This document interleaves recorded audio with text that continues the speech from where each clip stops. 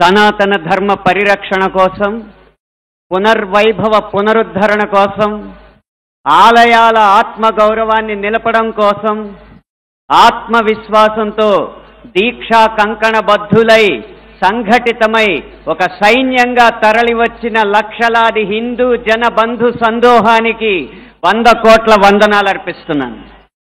సమకాలీన సమాజంలో చలనచిత్రం అనేది కళా ప్రదర్శనకి ఒక ముఖద్వారంగా మారింది. అది వెండి తెర మీదైనా, బుల్లి తెర మీదైనా, మన చేతుల్లో ఉన్న బుజ్జి తెర మీదైనా ఈ చలనచిత్రమే సంగీత, సాహిత్య, నృత్య, నటనాది కళారూపాల ప్రదర్శనకి ముఖద్వారంగా మారింది. అయితే వచ్చిన చిక్కల్లా ఏంటంటే చలనచిత్రం, సినిమా అనేది ఒక వ్యాపారాత్మకమైన కళాత్మకమైన వ్యాపారం. వ్యాపారానికి కళాత్మకతని, కళాత్మకకి వ్యాపారాన్ని జోడించే క్రమంలో హిందూ ధర్మానికి కళంకం కలిగిస్తూనే వస్తుందన్న సత్యాన్ని నేను బాహాటంగానే అంగీకరిస్తున్నాను. అయితే మరే రంగానికి చెందిన వాడినో అయితే జరిగిన ఈ తప్పుకి విమర్శించచ్చు, జరుగుతున్న ఈ నేరాల్ని వేటిపైన విరుచుకుపడచ్చు. కానీ అదే సినీ రంగానికి చెందిన వాడిని కాబట్టి ఇప్పటిదాకా జరిగిన ఈ హైందవ ధర్మ వ్యక్తిత్వ హననానికి యావత్ ఈ హిందూ సమాజం ముందు సినీ రంగం తరపున క్షమార్పణలు సమర్పిస్తూనే నేను ముందుకు వెళ్తున్నాను. ఆ క్షమార్పణలు కనుక నేను సమర్పించకపోతే ఇంకొక మాట మాట్లాడే అర్హత కూడా నాకు లేదు. అయినా ఇక్కడ 4 మాటలు మాట్లాడడానికైనా నాకున్న ఒకే ఒక్క అర్హత ఏంటంటే, ఇక్కడ ఈ హైందవ శంఖారావాన్ని, శంఖనాదాన్ని పూరించిన విశ్వ హిందూ పరిషత్ నిర్వహించిన సరస్వతి శిశు మందిర్లో నా ప్రాథమిక విద్యా అభ్యాసం జరిగింది. కాబట్టి సినిమాల్లో హైందవ ధర్మం మీద దాడి ఎలా జరుగుతుంది, హైందవ ధర్మ హననం ఎలా జరుగుతుంది అనేది ఒక 3 కోణాల్లో 3-4 ఉదాహరణలో క్లుప్తంగా విభజించి వివరించే ప్రయత్నం చేస్తాను. ఇక్కడ దాడి 3 కోణాల్లో జరుగుతుంది. అందులో ఒకటి కావ్యేతిహాస పురాణాలని వక్రీకరించడం, 2 తెర మీద కనిపించే పాత్రల్లో వినిపించే పాటల్లో హైందవ ధర్మాన్ని దుర్వినియోగం చేయడం, 3 తెర వెనక మా ముందు అన్యమతస్థుల ప్రవర్తన. ఈ 3 అంశాల్లో మొదటిది కావ్య పురాణేతిహాసాల వక్రీకరణ. వాల్మీకి రామాయణం, వ్యాస భారతం భారత సాహితీ వాన్మయ శరీరానికి 2 కళ్ళ లాంటివి. కానీ అదే వ్యాస భారతాన్ని, అదే వాల్మీకి రామాయణాన్ని వినోదం కోసం వక్రీకరించిన సందర్భాలు కోకొల్లలు. గత కొన్ని సంవత్సరాల ముందు వచ్చిన చిత్రాల నుంచి నిన్న మొన్న విడుదలైన కల్కి చిత్రం వరకు కూడా కర్ణుడికి పాత్రకి అనవసరంగా ఆపాదించిన గొప్పదనాన్ని చూసి ఒక సినిమా రంగానికి చెందిన వ్యక్తిగా నేను సిగ్గుపడుతున్నాను, నిర్మోహమాటంగా చెప్తున్నాను. అది కూడా ఈ కృష్ణా జిల్లా గడ్డ మీదే నిలబడి చెప్తున్నాను. అప్పటి చిత్ర దర్శకులు, ఇప్పటి చిత్ర నిర్మాతలు ఇదే జిల్లా వారికి చెందిన వారైనా సరే పొరపాటు అని మనం చెప్పకపోతే ఈ హైందవ ధర్మంలో పుట్టినట్టు కాదు, ఈ హైందవ ధర్మాన్ని ఆచరించినట్టు కాదు, హిందువుగా ప్రకటించుకోవడం వ్యర్థం అని చెప్పి ఘంటాపథంగా తెలియజేస్తున్నాను. ఇప్పుడే ఈ సభలో, ఈ గొప్ప సభలో సత్యవాణి గారిని అభినవ ద్రౌపదిగా వక్తలు అభివర్ణించారు. ఆవిడే ఒప్పుకుంటారా? నిండు సభలో ద్రౌపదిని వలువలు ఒలచండి అని సలహా ఇచ్చిన కర్ణుణ్ణి సూర్యుడు అంటే సత్యవాణి గారు లాంటి మహిళా మండలి ఒప్పుకుంటారా? గంధర్వుల్ని చూసి, గంధర్వ సైన్యాన్ని చూసి ప్రాణమిత్రుణ్ణి కూడా వదిలేసి ప్రాణభయంతో పరుగులెత్తిన కర్ణుణ్ణి ధీరుడు, సూర్యుడు, వీరుడు అంటే ఈ హైందవ సమాజం ఒప్పుకుంటుందా? ఇలా ఎన్ని విధాలు చూసినా దానంగా వచ్చిన రాజ్యంలో తనకొచ్చిన కొద్దిపాటి సంపదని ఏదో దానాలు చేసినంత మాత్రాన ధర్మరాజంత గొప్ప దాత అని చెప్పి కర్ణుడిని అంటే మన సమాజం ఒప్పుకుంటుందా? నిన్న మొన్న వచ్చిన కల్కి సినిమాలో అగ్నిదేవుడు ఇచ్చిన ధనస్సును పట్టిన అర్జునుడి కంటే సూర్యుడిచ్చిన ధనస్సు పట్టిన కర్ణుడు వీరుడు అని చెప్తుంటే యుద్ధంలో నెగ్గేది ధనుస్సా ధర్మమా అని ప్రశ్నించకుండా మనం ఊరుకుంటామా? ఒక్క భారతంలోనే కాదు, వాల్మీకి రామాయణంలో రాయి ఆడదైనట్టు, రాళ్లను తేల్చి వారధైనట్టు, రాముడు లవకుశుల మధ్య యుద్ధం జరిగినట్టు, ఇలా చిత్రీకరణకు అందంగా ఉండడానికి ఎన్నో అభూత కల్పనలు, ఎన్నో వక్రీకరణలు జరుగుతుంటే ఇంకా మనం ఇలా ఊరుకుంటూ ఉంటే ఎన్ని సినిమాలు ఎలా వస్తాయి? ఒక్క వక్రీకరణే కాదు, చిత్రీకరణలో, గీతాలాపనలో ఎన్ని రకాల హననాలు జరిగినాయో మనం గమనిస్తూ ఉండాలి.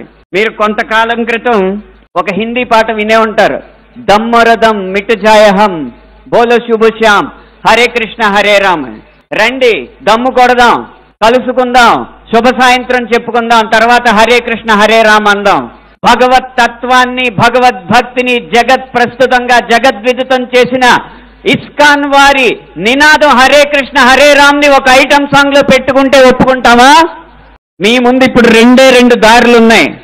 కాళీ అన్న సినిమా డాక్యుమెంటరీ పోస్టర్ లో కాళికామాత సిగరెట్ కాలుస్తుంటూ ఒక పోస్టర్ వేస్తే మన ముందు రెండే దారులు ఉన్నాయి. ఒకటి నిమ్మకు నీరెత్తినట్టు కూర్చోవడం, రెండు నిగ్గదీసి నిలదీయడం. మీ దారి ఒకటా రెండా? పీకే అన్న సినిమాలో రాయి మీద పాన్ పరాగ్ ఊసి అదే శివలింగం అని చెప్పి వెటకారం చేసి అన్య మతస్థుల మందిరాల్లోకి మాత్రం వెళ్లకుండా వాళ్ళు తరిమి కొట్టినట్టు తెలివిగా తప్పించుకున్నారు. అప్పుడు మన ముందు రెండే దారులు ఉన్నాయి, నిమ్మకు నీరెట్టినట్టు నుంచోవడం, నిగ్గదీసి నిలదీయడం. మీ దారి ఒకటా రెండా? కాస్మిక్ సెక్స్ అన్న సినిమాలో ఇంత అద్భుతమైన పీఠాధిపతుల ఆహార్యాన్ని అనుకరించి గురువులు, పీఠాధిపతులు వచ్చిన శిష్యురాలతో శృంగార కార్యకలాపాలు చేస్తున్నట్టు చూపెడుతున్నారు. మీ ముందు రెండే దారులు ఉన్నాయి, ఒకటి నిమ్మకు నీరెత్తినట్టు కూర్చోవడం, రెండు నిగ్గదీసి నిలదీయడం. మీ ఆప్షన్ ఒకటా రెండా? ఎంఎఫ్ హుసేన్ లాంటి చిత్రదర్శకుడు, చిత్రకారుడు సరస్వతి, దుర్గా మాతల బొమ్మల్ని అశ్లీలంగా వేసినప్పుడు వారి కోవలోనే అక్రమ్ హుసేన్ అనే చిత్రకారుడు కృష్ణుణ్ణి బార్లో ఉంచి గోపికల్ని బికినీల్లో చిత్రించినప్పుడు మన ముందున్న దారులు రెండు, ఒకటి నిమ్మకు నీరెత్తినట్టు కూర్చోవడం, రెండు నిగ్గదీసి నిలదీయడం. మీ దారి ఒకటా రెండా? ఛత్రపతి శివాజీ తర్వాత అంత గొప్ప మరాఠా యోధుడు బాజీరావుని బాజీరావు మస్తానీగా ప్రేమ పిచ్చోడుగా చిత్రీకరించినప్పుడు మన ముందు రెండు దారులు ఉన్నాయి, ఒకటి నిమ్మకు నీరెత్తినట్టు కూర్చోవడం, రెండు నిగ్గదీసి నిలదీయడం. మీ దారి ఒకటా రెండా? ఇలా ఇన్ని విధాలుగా హననం జరుగుతుంటే ఇంకా మనం నిశ్శబ్దంగా కూర్చుంటే అది మన హైందవ సమాజానికే కళంకం అని నేను మనస్ఫూర్తిగా తెలియజేస్తున్నాను.